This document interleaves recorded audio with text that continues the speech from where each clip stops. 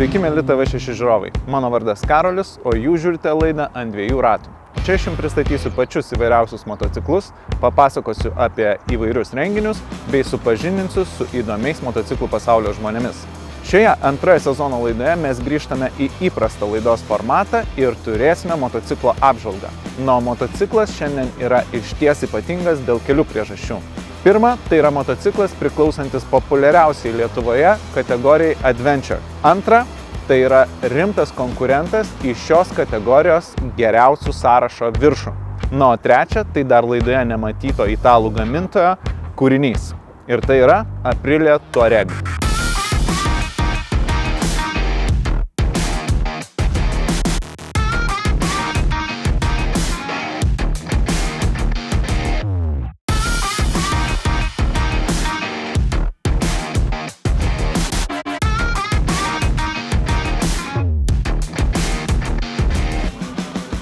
Šio motociklo konkurentai vidutinėje svorio kategorijoje yra tokie motociklininkų numylėtiniai kaip Yamaha Tenere 700 ar KTM 890 Adventure. Ar šis motociklas turi tai, ko reikia pasipriešinti tokiems rimtiems varžovams? Bent jau gamintojas, pripildė savo pranešimų spaudai skambiomis frazėmis, yra tuo įsitikinęs. O kaip yra iš tikrųjų, mes šiandien ir pabandysime išsiaiškinti. Galiu pasakyti tik vieną, kad nors kiek ir keistokas šypsena, bet man šis motociklas iš išvaizdos yra tikrai žavus. O dabar sėdam ant motociklo ir lekiam jį išbandyti, bet prieš tai paklausykite, kaip šis motociklas skamba.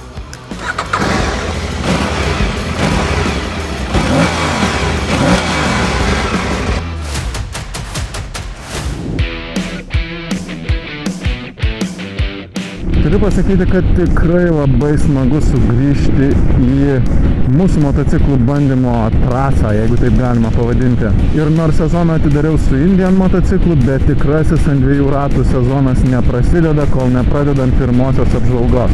Na ir galiu pasakyti, kad labai fainas motociklas, su kuriuo galima būtų ir pradėti tą apžvalgų sezoną. Kaip visada, apžvalgas pradėkime nuo variklio. Ir būtent šį Aprilia varo 2 cilindrų 660 kubinių centimetrų širdis. Tai nėra naujas variklis Aprilia gamai, tačiau būtent šiam modeliui variklį Aprilia šiek tiek modifikavo, tai yra pakeitė tam tikrus elementus, kad pritaikytų jį labiau Adventure kategorijai. Kaip jau nekartą minėjau apžvalgose, šiai kategorijai labiau tinka varikliai, kurie savo galią išvysto žemose sūkiuose. Ir turiu pasakyti, Apriliai čia pavyko pasiekti šių užsibrėžtų tikslų. Šis variklis tikrai puikiai jaučiasi tiek prie žemų, tiek prie vidutinio apsukų. Ir nepaisant to, kad jisai subalansuotas tam, jo raudona apsukų padala prasideda tik nuo 10 000. Tad jeigu norėsite priversti šį variklį rėkti, visada galėsite tai padaryti. Apibendrinant, variklis man šiame motocikle iš tiesų patinka. Kalbant apie variklį, galima pašnekėti ir apie greičių dėžę. Ir čia viskas nėra iki galo tobulai. Labiausiai man kliūna tai, kad dėžės veikimas yra šiek tiek nepastovus ties neutralia padėtimi. Tai reiškia, kad kartais ją surasti nėra lengva, o kartais net norėdamas iš antro bėgio įmesti pirmą, tarkim, kai reikia važiuoti labai lėtai kur nors miško keliukėje, tą padaryti iš ties sunku, net stengiantis iš visų jėgų. Beje, pamiršau paminėti dar vieną dalyką. Kaip ir galima tikėtis iš naujo modernaus motociklo, čia akceleratorius yra drive-by-wire technologijos. Tai yra elektroninis ir nesusietas jokių trosų su varikliu. Ir turiu pasakyti, kad čia Apriliai pavyko pasiekti labai neblogų rezultatų. Akceleratorius iš ties veikia tolygiai ir nesukelia jokių motociklų trūkčiojimų net ir prie labai žemų apsukų. Tad su motociklu galima lengvai elgtis prognozuojamai, net ir judant labai lėtai. Kalbant apie važiavimą lėtai, galima pašnekėti ir apie motociklo manevringumą. Ir čia vėlgi Apriliai puikiai pavyko motociklą subalansuoti. Jisai labai manevringas ir lengvai valdomas. Vairas ypatingai lengvai pasisuka, turi didelį susisukimo kampą, tad manevrai iš ties atliekami lengvai net ir ten, kur trūksta vietos. Motociklo lengvam manevravimui mieste ypač padeda ir lengvai veikianti sankaba, nors jinai valdoma tiesiog įprastu trasu, jokios hidraulikos. Na kągi, sukame į mūsų posūkių kelią, kuriame dažniausiai kalbame apie motociklo valdomumą. Ir čia mes susidursime su šiokia tokia problema. Matote, standartiškai motociklas būna su Pirelli Scorpion STR padangomis. Tačiau būtent šis motociklas yra apautas stipriai piktesnėmis ir žymiai labiau praktiškai pilnai bekeliai orientuotomis padangomis. Tad čia aš negalėsiu labai komentuoti, kaip smagiai motociklas važiuoja į posūkius, nors turiu pasakyti, kad net su šiomis padangomis jisai čia jaučiasi labai neblogai. Kaip ir lėtame greityje, taip ir čia motociklas jaučiasi labai gerai subalansuotas. Tačiau paspausti jo šiek tiek daugiau iki galimybių ribos aš tikrai negaliu su tokiamis padangomis. Ką galiu pagirti nepaisant padangų, tai yra stabdžiai. Jie čia veikia puikiai. Motociklas taip pat turi šiek tiek reguliuojamus priekinius amortizatorius, tad galėsite juos irgi pasireguliuoti pagal save, kiek jums reikia ir kiek turite tam supratimo. Gale taip pat yra lengvas būdas įveržti galinę spiruoklę, tai reiškia padidinti jo statinę apkrovą, kad galėtumėte su keleiviu važiuodami ar su kroviniu, tai yra bagažu, susireguliuoti motociklą taip, kad papildomas svoris nepaveiktų jo geometrijos. Beje, stabdžių sistema, kurią taip gyriau, yra gaminta Brembo kūrinys, tai nenuostabu, kad veikia puikiai. Tiesa, dar iki šiol nepaminėjau tai, kad šitas motociklas yra išties lengvas ir turbūt vienas lengviausių vidutinėje svorio kategorijoje. Gamintojas sako, kad šis motociklas be jokių skysčių, tai yra be tepalo, be aušinimo skysčių ir degalų, sveria viso labo 187 kg, kas yra tikrai labai geras pasiekimas motociklui, kuris turi 80 arklio galių. Šioje mūsų kelionės vietoje mes standartiškai kalbame apie vairuotojo patogumus. Ir čia dėja turiu šiek tiek priekaištų Apriliai. Pirmiausia, tai reikia pasakyti, kad sėdynė tikrai nėra patogiausia iš visų, su kuriamis man teko važiuoti. Net ir nedaug dar pavažiavus, aš jau jaučiu šiokį tokį nuovargį. Tad jeigu važiuosite į tikrai ilgas keliones, jūsų užpakalis jums nepadėkos. Kas liečia pačią sėdėseną, jinai čia yra ganėtinai patogi. Vienintelis dalykas, kas man šiek tiek kliūna ir nežinau, kaip tiksliai vardinti dėl ko, bet vairo padėtis. Gal jis sėdint yra šiek tiek aukštokas, nes jaučiu, kad mano pečiai truputėlį vargsta. Tačiau reikia prisiminti, kad tai yra vis tik tai adventure kategorijos motociklas, kurį gamintojas turbūt siekia subalansuoti važiuojant ne tik sėdint, bet ir atsistojus. Ir būtent atsistojus ši vairo pozicija yra visai patogi. Dar vienas dalykas, apie kurį visada kalbu, tai yra motociklo vibracijos. Ir čia vėlgi pasidaro sunku ją objektyviai vertinti. Matote, šitos piktos bekeliai pritaikytos padangos yra su vadinamomis šaškėmis, kaladėlėmis. Jos ganėtinai retos ir iš savęs pačios padangos yra ganėtinai garsios bei vibruojančios. Tad tiksliai negaliu pasakyti, ar yra vibracijos iš pačio variklio ir pačio motociklo rėmo, kurį jaučiu per pakojus, ar tai yra nuo padangų sklindančios vibracijos. Aišku tik viena, kad jos tikrai nėra pernelyg stiprios ir labai erzinančios. Jeigu apie tai negalvoju, aš jų ir nejaučiu. Na, o pati valdymo įranga čia yra visai gerai sudėliota. Viskas jaučiasi ganėtinai kokybiškai ir pakankamai patogiai sudėta. Labai patinka šitas skystųjų kristalų ekranėlis, kuris net esant pačiai ryškiausiai saulei niekada nepasirodė per mažai šviesus, kad galėčiau matyti viską, ką jisai rodo. Beje, kalbant apie vibraciją, ji į veidrodėlius visiškai nepersidoda ir jie rodo labai švarų vaizdą. Kas liečia jų pačią formą, Nesu didelis fanas, nes tikrai nėra daug informacijos ir atrodo, kad galėtų būti šiek tiek didesni ir rodyti šiek tiek daugiau vaizdo už manęs. Štai privažiuojam miesto ribą, už manęs nėra automobilių, pabandysiu pademonstruoti, kaip šis motociklas traukia. Deja, čia irgi negalėsiu padaryti to visiškai efektyviai, nes tos padangos šiek tiek trukdo. 20 km/h, pirmas bėgis.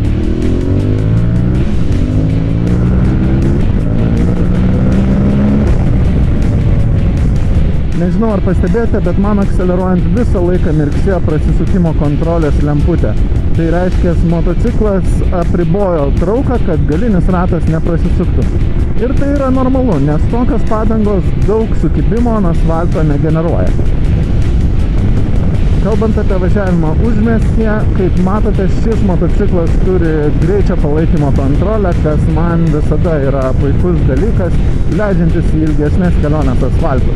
Na, o kas liečia apsaugą nuo vėjo, jinai čia yra, o man kaip aukštam žmogui, jinai apsaugo tik tai iki pečių linijos, na, o nuo to aš gaunu vėjo srautą, kuris, turiu pasakyti, yra visiškai švarus ir mano galvos labai šalis netampo.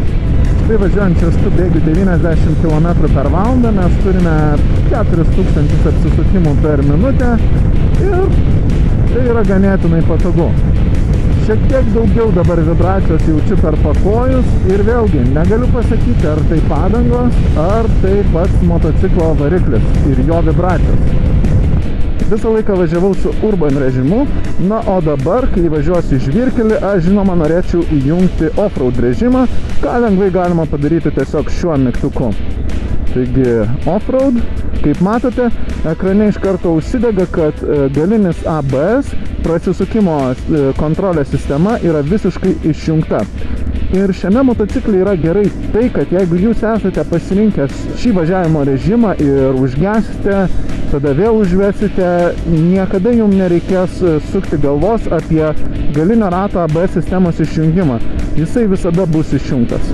Na, o kalbant apie važiavimą žvyrkeliu, tokiam motociklui tai tikrai neiššūkis. Ką galiu pasakyti, kad šis motociklas nėra ypatingai minkštas. Šiokį tokį purtimą jaučiu ir manau, kad tas motociklo kietumas pasitarnaus rimtesniuose jo išbandymuose.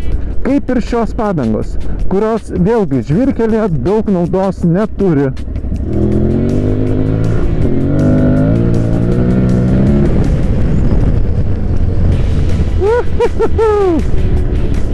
Žvyrkelį galima puikiausiai važiuoti su standartinėmis, netgi visiškai asfaltinėmis padangomis, ypač tada, kai žvyrkelis yra sausas.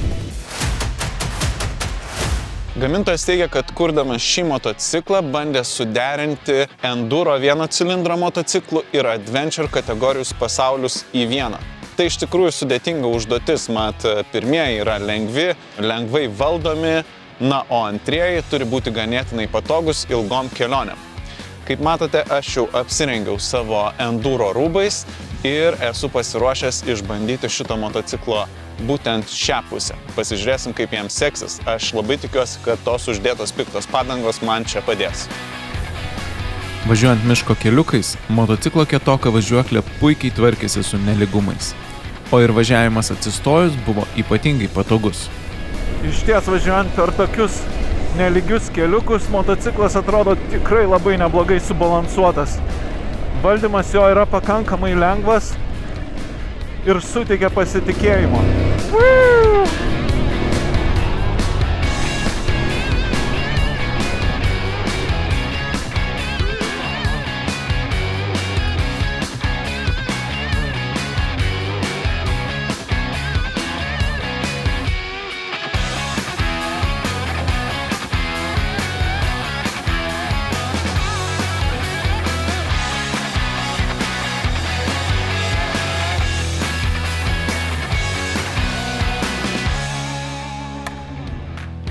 Smėlis. Tikras adventure motociklininkų siaubas. Tam, kad motociklas gerai važiuotų per tokią birę dangą, jo turi būti tinkamai padaryta geometrija. Tai nereiškia, kad ta geometrija tiks viskam, bet smėlyje jisai elgsis gerai. Tad tam čia ir atvažiavau, kad išbandyti, kaip mano motociklui šiandien čia seksis. Keliavom pažiūrėti.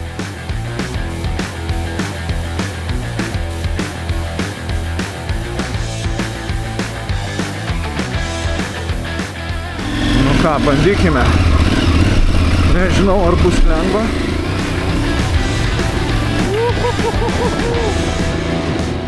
Tikrai nėra labai lengva ir geriau daryti atsistojus, bet pakankamai neblogai, kaip vis tiek didesniam motociklui. Wow, svorį bandau kelti kuo toliau atgal, kad motociklo priekinis ratas nesmigtų į smėlį. Dabar važiuoju atsistojęs, nes taip yra lengviau, visai neblogai. Smėlyje motociklas tvarkėsi labai neblogai. Vienintelis dalykas, kas jam kišo koją, tai lengvai besisukiojantis vairas. Manevringumą kasdieninėse situacijose užtikrinanti savybė biriame paviršiuje kūrė lengvą neprognozuojamumo jausmą. Nu, dabar keliaukime prie kito išbandymo. Štai mūsų paskutinis iššūkis šiam motociklui. Tai status kalnas, kuris yra ne tik pakankamai status, bet ir smėlėtas. Tad tokiam motociklui jį įveikti yra nemenkas iššūkis. Pasižiūrėsime, kaip su juo susitvarkys Tuaregas. Važiuojam. Bandome paimti šitą kalną. Tikrai nelengvas riešutėlis.